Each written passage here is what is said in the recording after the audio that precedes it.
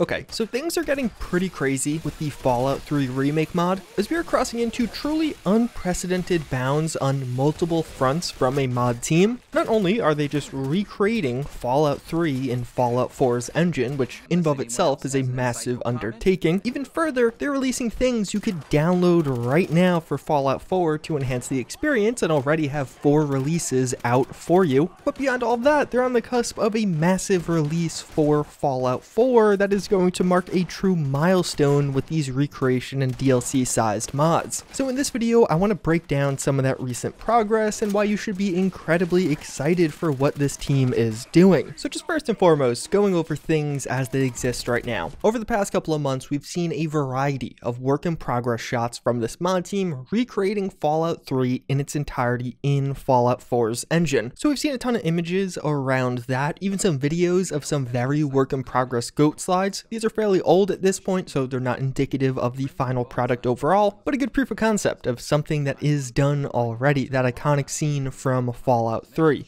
And actually, this has basically been referenced in every Fallout game after Fallout 3, and some of that are things you may not even consider when recreating an entire game, like some of those quest icons or miscellaneous icons you could find in the Pip-Boy. This stuff takes a lot of time, a lot of effort goes into this, and although when you finally get the mod, they'll just be there working, and it's not as glamorous as a totally redone texture or model set, it also is critical. But what is one of the biggest things to get excited for right now is what this mod team is doing with the Point Lookout DLC for Fallout 3. As we've heard in the past, how not only are they remaking Fallout 3 in its entirety, but making a particular stop to focus on the Point Lookout DLC and release that as a standalone experience first. Whenever these mod projects pop up in the news, there's always people, alright, see you in like 5 years when it finally releases, and there's definitely some community frustration around that. But when it comes to this one, you will get to experience a totally remade Point Lookout early, and perhaps it's not even that far away. As 1 month ago, they actually announced that they are beta testing the Point Lookout version, and the overall Point Lookout experience is 90 to 95% complete. And considering that was a month ago, it probably means we're a bit closer to that 100% point now. An important disclaimer with this, it of course is not including voice acting, so this is just going to be the Point Lookout experience with quests, the locations, the new items, armors, etc. But that is still a massive milestone. Likely at some point in 2021, although technically they have not given a release date yet, you will be able to return to Fallout 3's world in the form of Point Lookout. I think that's going to be a truly special experience and something really memorable, something none of these other DLC sized mods for Fallout 4 have done yet, outside of the likes of Sim Settlements and some of these smaller scale ones, not full game sized mods. So all of that is amazingly exciting, and hopefully these images you're seeing in the background do get you hyped, just showcasing how much progress has been done already, not only on some of those landscapes, but even some of the more specific details, some of the NPCs you'll encounter in Point Lookout. But if somehow all of that wasn't enough, this mod team is also releasing a ton of mods for Fallout 4 literally right now, as they posted up a new roadmap detailing 7 new mods that are going to be coming out over a 7-week period or so for Fallout 4. This is actually the second time they've done this. They already had a previous roadmap where they released everything on it, and one of the pretty cool parts about this one is we're already halfway done. One of the first releases we got from this was the Capital Wasteland Auto Axe, looking great in Fallout 4 and actually fitting into Fallout 4 really well. I think it occupies a slot that no other weapon really does in the game, or at least does well. Has a few customization options as you're seeing in the background, and a funny story about the Auto Axe. It seems like Bethesda themselves actually have quite an affinity for it, but just never got to pull the trigger on adding it back. As both with the debut of Creation Club, they teased adding an Auto Axe, and even in Fallout 76's files, there's been an Auto Axe for years. So it seems like Bethesda made a couple of them, but never got to the final stage or never actually implemented them. But as fun as a new weapon like the Auto Axe is in Fallout 4, you may also want some new enemies to take on with it, as we also do have the DC and West Coast Supermutants. This is another really cool one. What this will do is add in DC themed as well as West Coast themed Supermutants, so they'll take on their original looks from those games. The DC ones, of course, will be making an appearance in the larger mod when it does finally release the full-on Fallout 3 remake, but even more special, this also will add in Nightkin back into Fallout 4. And where this becomes particularly cool is all 3 of these enemies will be integrated into the level list of Supermutants. So if you're playing Fallout 4 where Supermutants spawn, these guys will spawn also.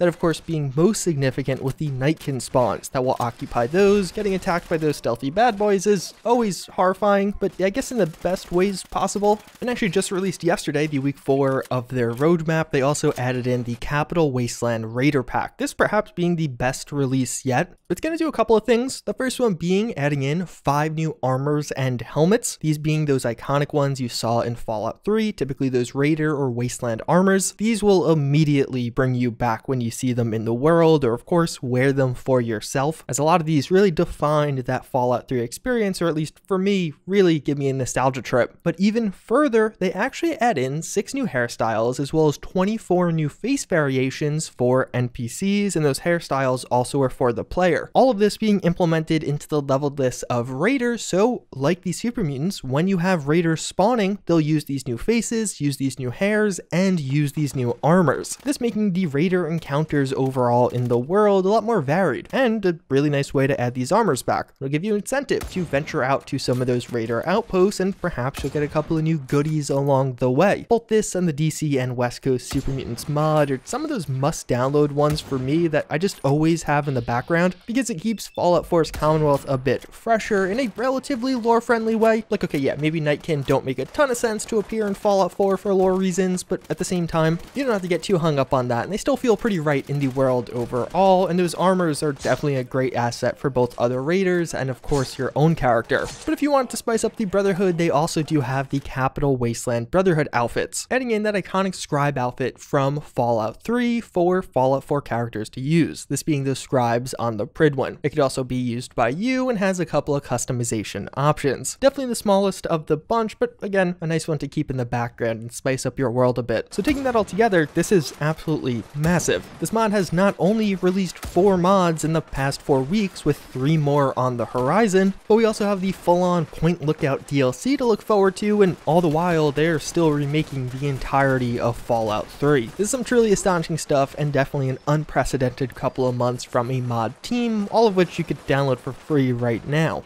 I'll have links to literally all of that, including their Discord, where you can stay more up to date or interact with the developers, in the description. But that's not all. Okay, it's all for the Fallout 3 Remake mod, but it's not all I wanted to talk about in this video, as there's 2 other very special mods that are worth highlighting. Have you ever noticed how the photography scene for Fallout games tends to just be way better for Fallout 76 in particular? It is easily the best looking Fallout game. I would say it arguably has the best world of any Fallout game, but also of course it came with a very useful, maybe not the most powerful, but pretty handy photo mode. I know that we have things like FreeCam and Fallout 4, it of course isn't as easy to use and not even available on consoles. Just over 2 years ago though, we got this image from Register 2000, one of the best Fallout modders out there, the mod author behind the mod configuration menu and many other mods you probably have installed right now. This image being released shortly thereafter Fallout 76 did release, and it made a lot of people excited for what was to come. Well, for those 2 years we heard absolutely nothing, but just today, in a surprise drop, we actually got photo mode for Fallout 4, which functionally adds in an actually more advanced photo mode that is very similar to Fallout 76's. It's pretty simple. If you do have the mod configuration menu, you could set up a hotkey, otherwise just open the menu, click the photo mode button, and then from there you have a ton of settings to tweak and toggle. Some of the basic stuff around the player, whether you want to actually show the player, editing your field of view on the fly just for the picture, adding on certain visual effects for the picture, or even things like changing the brightness, contrast, saturation, or if you want to get a bit more specific, actually the RGB values individually. It's really cool, whether you're taking pictures of your own character or even just environmental shots of other NPCs. This will not only give you a HUD-off mode in game, but also actually just give you those pictures on your hard drive so you can have the RAWs. It's really cool, and it's one of those ones that, although you may not be using, is actually really great for the community, because we may see a lot more people be taking pretty pictures of Fallout 4, and who doesn't love that? I'm sure we'll see quite a few lewd pictures of Fallout 4 along the way also, because it still is a Fallout game, and it still is the Fallout modding scene.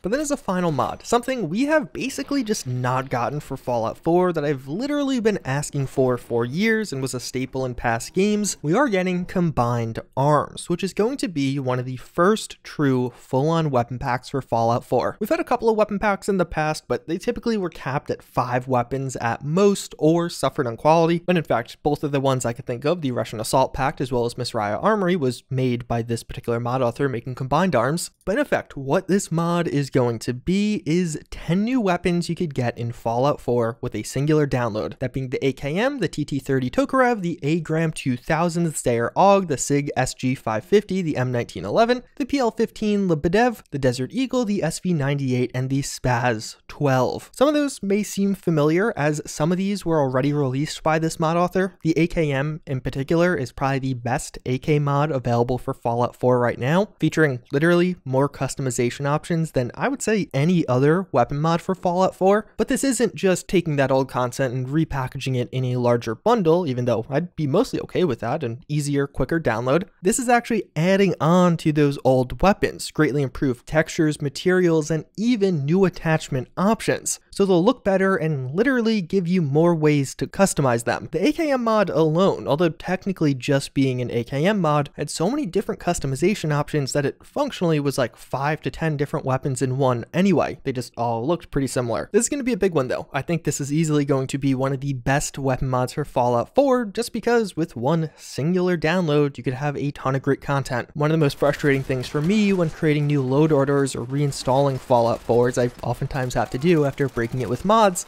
is I have to download like 20 weapon mods to get up to just feeling nicely modded again. No longer. Now this will probably just be one of my core downloads I use on every save game. So those are some of the things you could download right now and also look forward to in the future of Fallout 4. Things are going really good for this game. I know a lot of people have a hard time getting hyped for some of these DLC sized mods, but everything I showed you in this video is actually not that far off. We don't have exact release dates for Combined Arms or even for the Point Lookout part of the Fallout 3 remake, but it seems like significant progress is complete on each of those. With that said, we have a lot to look forward to in the future and a lot you could download right now. Again, links to everything I talked about in the description down below. Until next time, I thank you all again for watching, and I hope to see you all later.